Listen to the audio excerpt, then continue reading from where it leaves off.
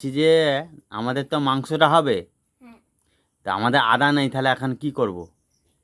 আদা না আমি কি জানি। তুমি যাবো বাজারে আবার হচ্ছে ভূতকে দেখতে যাবো। ভূত দেখতে পাবো? সেখানে তখন বাজারেও খোলা নাই, শুধু ভূতের বাড়ি বাজছে। আচ্ছা, আর বলছি যে ছোট্ট মিথ্যে নয়। রামপুর হসপিটালে আছে, ওইখানকে উত্তম গেলে সঠিক খবরটা হয়ে যাবে সব। ঠাকুর তো বাঁচি তিন লোক খবর পাই না, মরা খবর উঠে আছে, মরা লোক জীবনে বাঁচেনি।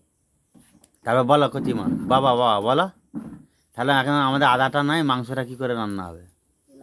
আমি কি করি? তাহলে তুমি কি মেজগার দোকানও বন্ধ হয়ে গেছে? খাও খাও ওই তো হ্যাঁ, আদর না মেজগার দোকানও বন্ধ হয়ে গেছে, হ্যাঁ তাহলে কি করে মাংসটা রান্না হবে? কি করে এটা মানে রাত নাই না পালিয়ে গেছে, হ্যাঁ, মরে গেছে না। কি রোজ আদা হুম, ও সেদিন কইছিল জানো